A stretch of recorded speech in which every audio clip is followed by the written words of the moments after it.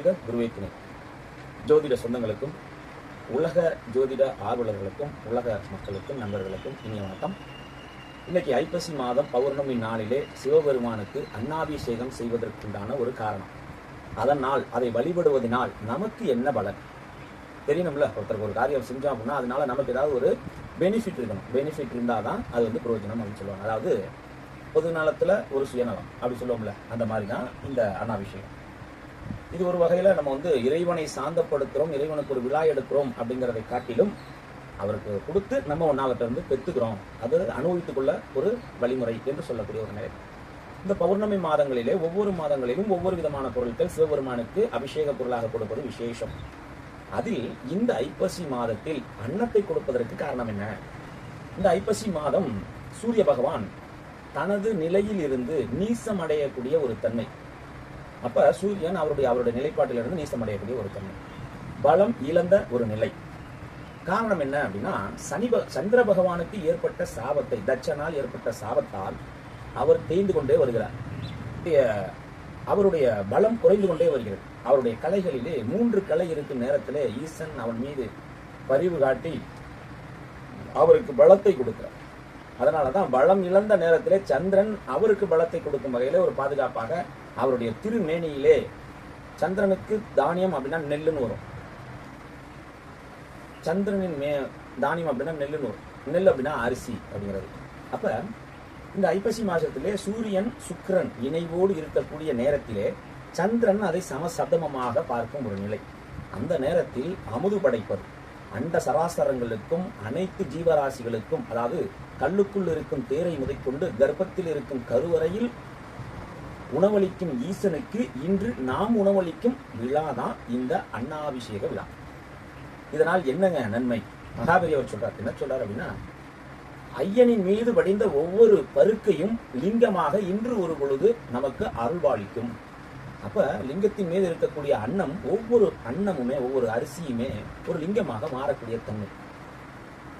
ஒரு பொருள் மற்றொரு பொருளோடு சேரும் போது அந்த சேரும் பொருளின் தன்மையாக அந்த பொருள் மாறும் என்பது நமக்கு தெரியும். அப்ப இந்த அரிசி என்று சொல்லக்கூடிய சாதம் சிவனுடைய திருமேனியில படியும் போது அதுவும் ஒரு சிவலிங்கமாக மாறக்கூடிய ஒரு நிலை.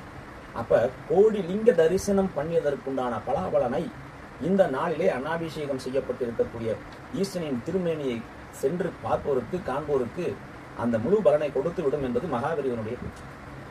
அதே சமயத்திலே சந்திரனுடைய வீடு ஜாதகப்படி கடகராசி, சூரியனுடைய வீடு சிம்மராசி.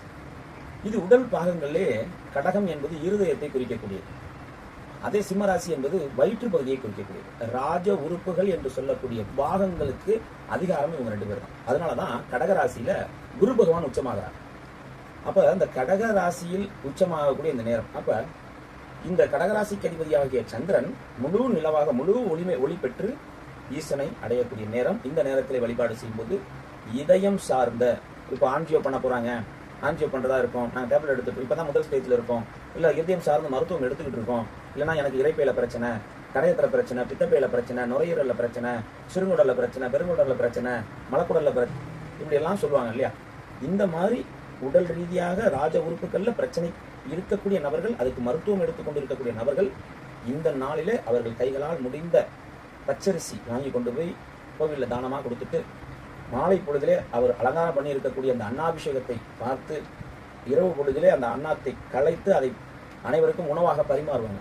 அந்த பரிமாறக்கூடிய ஒரு உணவிலே ஒரு கவளம், ஒரு கைப்பிடி சாதம் கிடைத்து அதை பிரசாதமாக வாங்கி உட்கொள்ளும் போது அவர்களுக்கு அந்த பிரச்சனை, அந்த உடல்களில் சம்பந்தப்பட்ட நோய் சுகமாகும் அல்லது குறையும் அல்லது படிப்படியான மாற்றத்தை கொடுக்கும், அதுல இருந்து ஒரு ரெமிடியை கொடுக்கும் என்பது என்னுடைய குருநாதர்கள்ல ஒருத்தர் நமக்கு சொல்லிக் கொடுத்த ஒரு முறை. அதை எடுத்துக்கும் போது அது அவர்களுக்கு சிறப்பாக இருக்கும். அப்ப இந்த அன்னாபிஷேகத்துக்கு அவ்வளவு ஒரு வலிமையும் மகிமையும் இருக்கு. அண்ட சராசரங்களையும் படைத்து ஆட்சி செஞ்சு பாதுகாத்து கொண்டு இருக்கக்கூடிய இறைவன் மட்டும் இல்லைங்க, இறைவி காசியில போய் பார்த்தீங்கன்னு சொன்னா அவங்க அன்னபூரணியாக விட்டிருக்கிறார். அப்ப அன்னபூரணியா இருக்கக்கூடிய அம்பிகை இந்த நாளில் நமக்கு முழு பலனை கொடுப்பார். ஏன்னா ஐயனும் அன்னாபிஷேகத்தில் இருக்கிறார், அன்னபூரணியும் அவருடைய இருக்கக்கூடிய ஒரு நிலை. அதனால் அந்த தன்மை நமக்கு முழுமையாக கிடைக்கும்.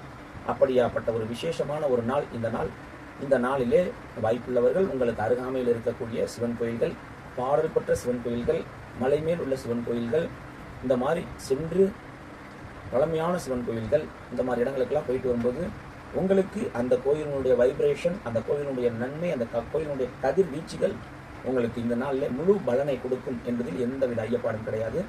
ஆகவே வாய்ப்புள்ளவர்கள் சென்று அதை பயன்படுத்தி வாழ்வில் வெற்றி பெற வாழ்த்துக்கள். குருவாழ்க, குருவே துணை.